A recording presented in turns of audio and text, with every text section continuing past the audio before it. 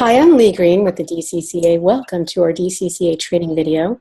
Today we're fortunate to have Joyce Kohn of Kohn Associates, and she will share with us tips for fundraising, essentials for county parties, and how to do a more effective fundraising job. Thank you, Joyce. Lee, thank you. My pleasure. Happy to be here. So we're going to spend a little time this afternoon going over Fundraising 101 and looking at the do's and don'ts, but also providing some guidance and strategies that you all can use to boost your current fundraising plans and to enhance them. So we're going to start with the most important item that you all need to consider and have in place. It's an important tool, and that is creating a fundraising plan. So every county party, no matter how small or how large, must have a fundraising plan. And having this plan in place provides you all, provide your party, your county party with the tools necessary to reach your fundraising goals. So the first point is it provides organization. So it tells you as an organization where you need to be and how you're going to get there. So it helps you define how much money you need to raise in any given year and or cycle, depending on how you approach it. And then it defines your responsibilities. So it determines who does what. And then, the all-important accountability is then added to the mix. So it makes you accountable to reaching your goals and those that you've engaged to help you reach your goals. And then, of course, it sets deadlines. So a good fundraising plan tells you when you need the money, and it will help you get there. So say that you've got a media buy that the county wants to do, and you want to schedule that for September. So you map out your fundraising plan in January, and you know how much you want to spend in September, and you use that as your guidance to help you get there. So it just really helps you get organized and helps you achieve your goals and stay on task more than anything. And it provides a credible fundraising tool. So you have to view it in the same way that an investor would view a business. So you wouldn't go into a potential investor about a startup that you were working with if you didn't have a business plan. So this fundraising tool is your business plan, and you need to view it in that same way, that you've got goals and deadlines that you need to meet, but they need to be funded. So use this as your business plan to tell a potential donor who's also an investor, because they're investing in your party and your county, how you plan to spend your money, where you plan to spend your money, and what the projected outcomes might be. And then, of course, it measures progress. So a detailed fundraising plan lets you measure your fundraising progress and allows you to make adjustments before it's too late. So, again, starting at the first of the year for a 12-month calendar, and you get into, month 4 and 5, and you realize that you're not meeting your projected goals or expectations. So this allows you to adjust. You either look at what you've done for the first 4 to 5 months of the year, what worked, what didn't work, and allows you to refocus so that hopefully and eventually you'll obtain your year-end goal. Here's a few very common fundraising tactics. So a finance committee, and I know that your bylaws dictate that each county chairman and county party should have a finance committee.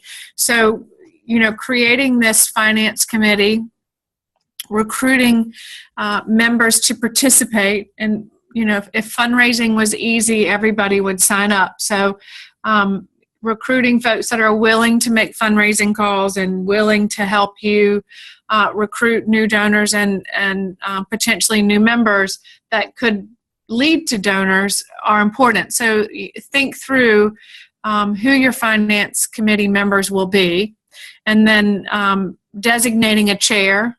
Ideally, an ideal chair would be someone that has a stake or a role in the community that is well liked and well regarded, those are the kind of folks that make great finance chairs. Obviously, direct mail is still a viable fundraising tool, and now there are plenty of resources out there that help you create very targeted direct mail so that you are hitting you're hitting the folks that are important, that are inclined to donate. And then events, obviously another fundraising tactic. I caution on events that you approach events with a well thought out and established budget. And our goal for events is never to break even. So looking at, what it's going to cost you to put on events, because events cost money, and then making sure that you've got the resources in place to make money and not simply break even. And then online fundraising is a great tool, which I'm sure many of you are using.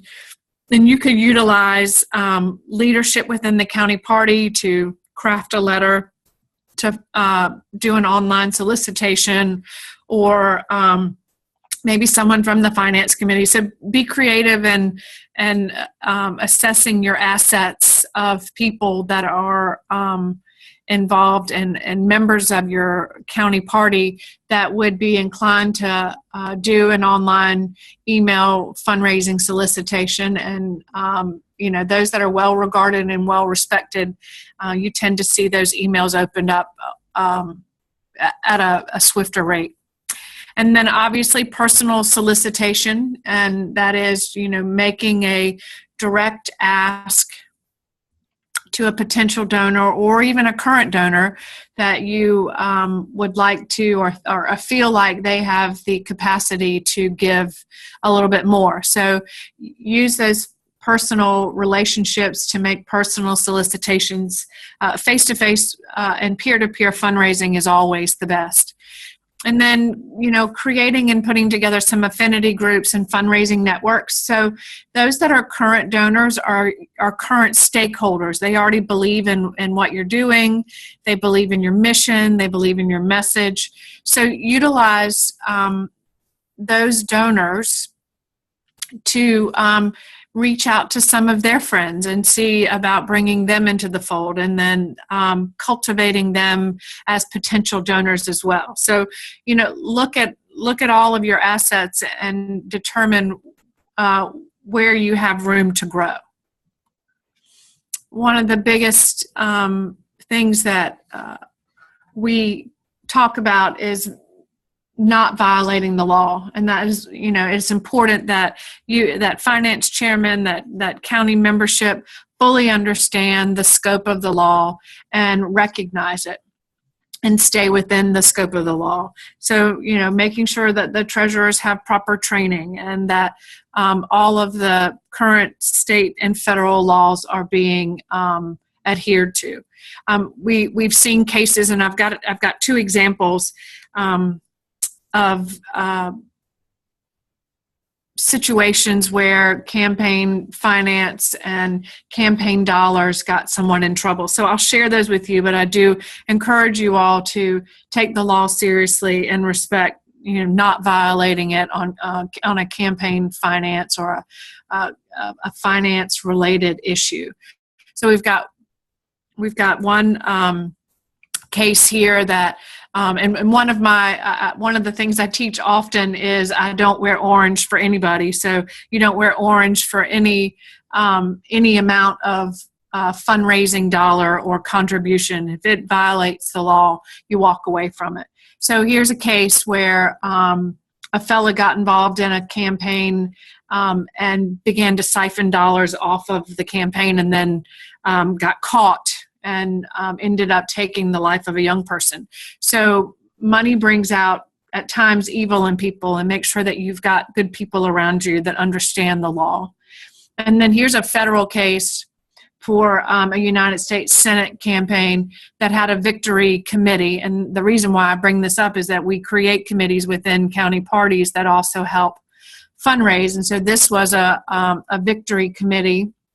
And again, it was someone that was embezzling dollars out of the account. So just know who the people are on your finance team and that are engaging on your finance operation. So the hard part is asking for money, or at least everybody thinks that. I have learned over the years that people like to be asked. So your finance committee and your fundraising team are primarily the folks that will be doing the large dollar asking. Always make fundraising a priority. That helps you achieve your goals. Obviously, it's all funding related. And then evaluate all of your potential events. And I touched on this a bit earlier. You know, ask yourselves, ask your committee, do they make money? In our world, break even is a dirty word. So everything is about making money and staying on budget. And do ask for money. Again, people want to be asked, and do take the initiative to make that ask, whether it be via telephone or back to that face-to-face direct solicitation, online fundraising. So we're constantly asking, but there are plenty of vehicles that you can ask, vehicles you can use to ask. So obviously making the verbal ask can be and is the most impactful. So any opportunity that you have to make the ask, you should make it. My motto is you don't know until you ask. And I honestly feel like I spend every day asking people for something. So you just need to ask. You might not like the answer, but you just move on. At least you know you've asked. If the donor says yes to your first pitch, then you didn't ask for enough money. So, make sure you understand or have some understanding of what the donor's threshold may or may not be. So if you get it on the first pitch, then next time evaluate asking for a little bit more. So, we often look at what we think is a good threshold for a donor based on previous histories, and we add 20%. And if we don't get the 20%, that's fine, but at least we know we've asked for a little bit more. Always creating those fundraising networks, which we've talked about already, and that utilizing your membership and current donors, and then asking them if there are folks in their world or like-minded that would be inclined to get involved, and encourage them to bring others along. And it may be that they come along and attend a couple meetings and then gradually get involved, but every person that comes through the door at some point will become a donor. So you need to view it in that way. Follow-up appeals and big ticket calls. So, even if after you've made your requests for dollars and, you may get an answer, I need to think about it, or I need to have a conversation with my spouse, or, something that doesn't give you an answer right away, make it your priority to make those follow-up appeals. And wait a couple days, and then call on the telephone, and ask about meeting for coffee, and following up on the request. Or oftentimes they'll call you back. So, but just make it a priority to do your follow-up. And don't have your volunteers or the staff, the party staff, make big ticket calls. So the finance chairman and the finance committee, those are the members that need to be making the big ticket calls. So make sure that your finance committee and your finance chairman are well versed on what the ask is, but they are the ones that should be and are expected to make those calls. And then obviously don't forget your follow-up and your thank you notes. So every pledge needs a follow-up, and then every donation needs a thank you note. So don't forget those important items. We're going to go into events now, and it's important to have both big and small events. Don't do just one or the other. That way you are appealing to a broad donor base, because there are donors that are never going to give you more than $250, regardless of who the speaker might be or what the scenario might be. And then there are some donors that are never going to give you more than $50. So you need to create your fundraising events, and this goes back to your fundraising and finance plan, is assessing and analyzing what your donor base looks like. And you can tell by previous donor history. So if you've got more $100 donors than you do $5,000 donors, then you obviously need to be looking at items and that within that threshold that will keep your donors coming back.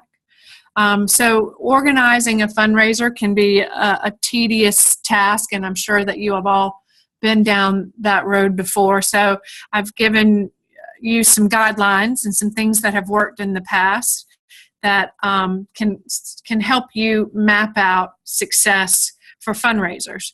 But again, I can't stress enough that fundraisers are designed to make money, and establishing a budget, sticking to your budget, and raising money is the primary goal of a fundraiser. So, 2 months out from an event, locate and secure the site for your event, whether it be a club or a park or someone's backyard for a barbecue. Take that time to do that legwork and establish the best place possible to host your event that has ample parking and that will be of interest to your prospects and your donors. Then we move into completing the list of potential attendees, taking the time to identify potential sponsors. So those are the higher ticket donors that help you offset the cost of the event. So say it's a pig picking, and the rental and the pig and the fella to cook it and all the accoutrements are going to cost you a total of $1,500. So identifying three $500 donors would immediately offset your $1,500 expense, and then you've got your ticket price of $20. So you need to approach the fundraising and your sponsor recruitment and request to help offset the costs of the event. Ideally you want more sponsors than the actual hard cost of the event, but if that's all you can get, at least initially you have covered your expenses, and then everything else goes towards your fundraising goal. So you'll know how many $20 tickets you need to sell to get where you need to be. 6 weeks out, mail a host letter, make calls. That's when you begin to seek your sponsorships. And then 5 weeks out, begin to look at your potential donors. And it could be a tiered donor sponsorship thing where you've got 3 at $500 and then 10 at $250, and all of those numbers and potential sponsors help you get to your fundraising goal. So all of this will help make your fundraising event a success. And then 3 weeks out, once your commitments are made, confirm how they want their names on the invitation, and the invitation can be hard copy snail mail, or it can be an electronic version only, which if you've got good lists and good emails, that's certainly the most cost effective. And then 3 weeks out, get your invitation out and begin circulating it to those that are going to be your ticket buyers or your attendee at that lower price. 2 weeks out, call your potential donors who have not RSVP'd or sent in the contributions. Get their money in the door, because you need those dollars to pay for your event. And then obviously finalize all your catering details and begin to think about your total event head count. And then 1 week out, you finalize your guest list. You get as firm a number as possible. And then someone needs to create name tags and then be available to man and manage name tags at the event. And then ideally, if you can have some sort of sign-up sheet available where your guests or your donors arrive, and can sign up and, give you mailing addresses and email addresses, then you're only helping to add to your communication base, but also add to your donor prospect base. And all of that is, vitally important to building a campaign, building your finance operation. And then prospect and cultivate. Those are some of the most important terms in fundraising. And so it's important for you to constantly be prospecting. Pay attention to new attendees who come to your meetings or events. Again, engaging your current membership to think about new funders and prospects and those that they can invite to come to a coffee or a meeting that then might want to, get involved with your county party. Use your newsletter if you don't already to encourage prospecting. You may want to think about a prospecting contest as, encourage the current membership to, give them a couple month window and encourage them to bring, 3 to 5 new people or whatever works best for your area, to an event or a meeting, and then reward or recognize them in some way. So, it's fun making a contest out of prospecting. Most donors start small, but with cultivation and their confidence in your abilities to deliver on your mission, they can and will grow, and their donations amounts will grow. So the most important thing to remember is to be patient. It doesn't happen overnight. Fundraising takes time. Fundraising is about relationships. Fundraising is about cultivation. So remember those key ingredients as you begin to map out your finance plan and look towards your next 12-month cycle of fundraising. I hope that you all found this helpful. Happy to answer any questions via email. My email address is jkohn@kohnassociates.net. Thanks for having me, Lee.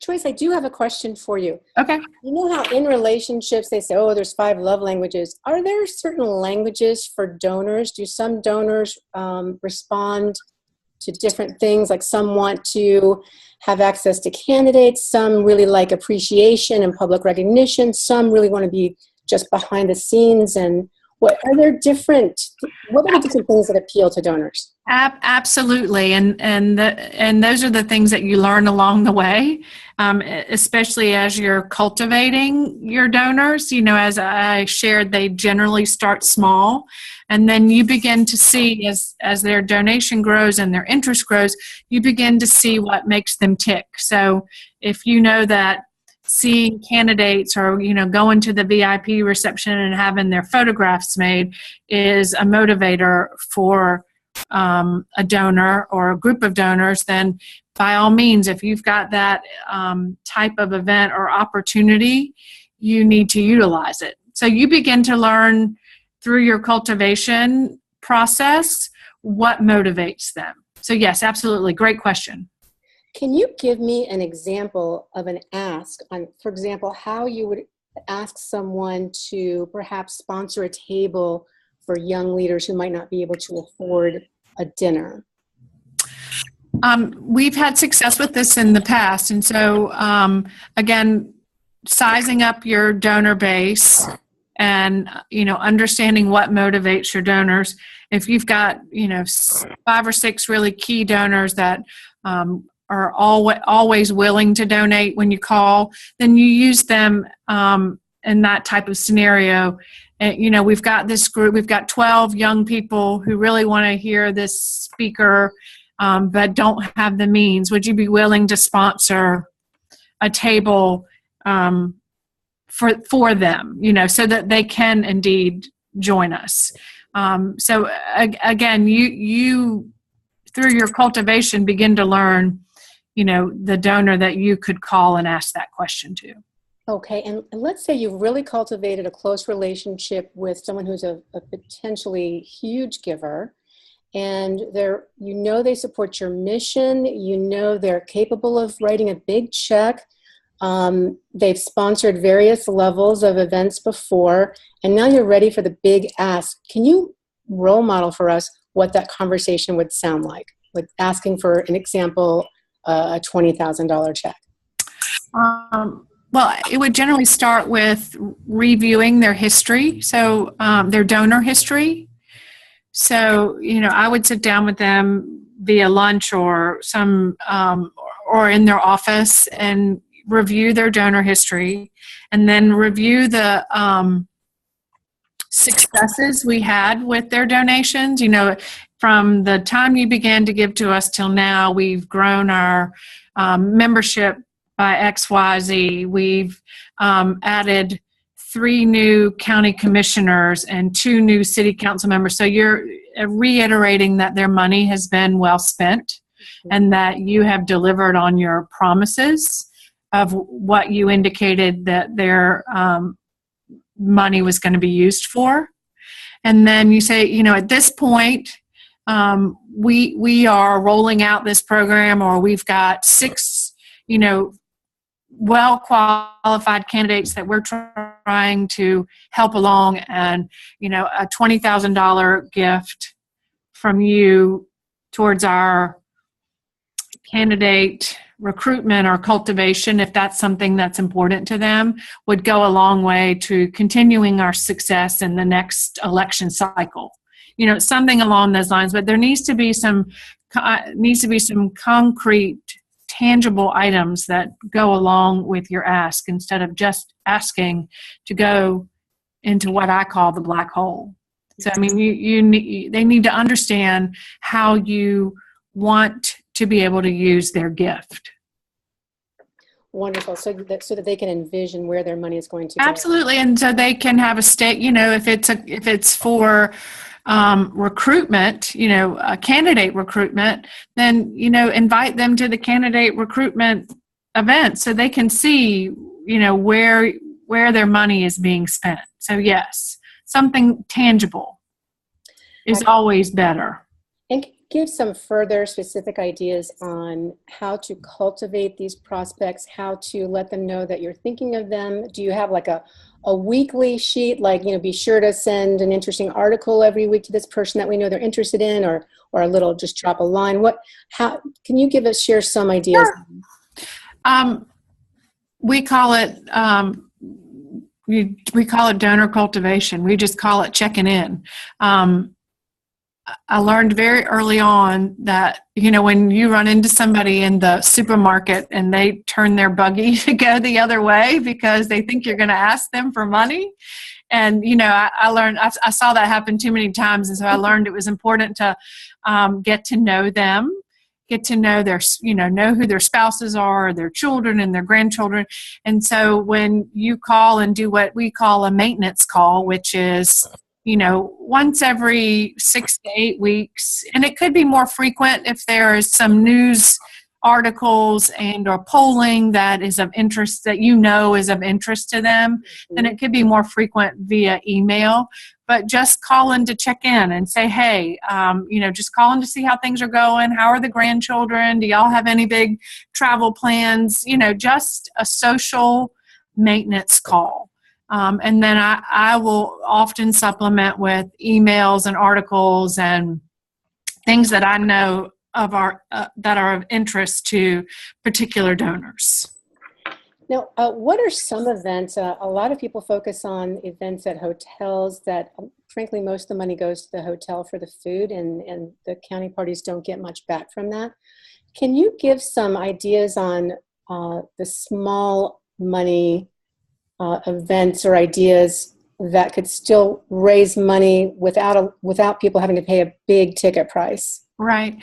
Well, preferably something that could be held inside someone's home. So if there is some members that are willing to open their homes, those are always less expensive venues as opposed to a hotel with a sit-down dinner. You can do heavy hors d'oeuvres and cocktails for a lot less than a sit down.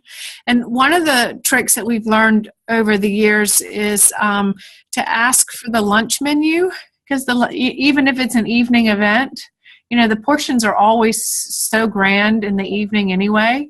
So oftentimes the same item that you want is on the lunch menu, but it could be $5 less expensive because it's on the lunch menu as opposed to on the dinner menu. Mm-hmm. And really understanding how the hotels work and negotiating. Again, don't be afraid to ask. It's not just about asking for money. It's about, this is our budget and we can't exceed this budget. And don't be afraid to ask for some concessions. They are as hungry for your business as you are for the ease of going into their facility. So use that leverage to your advantage. But to go back to your question, private homes are always a good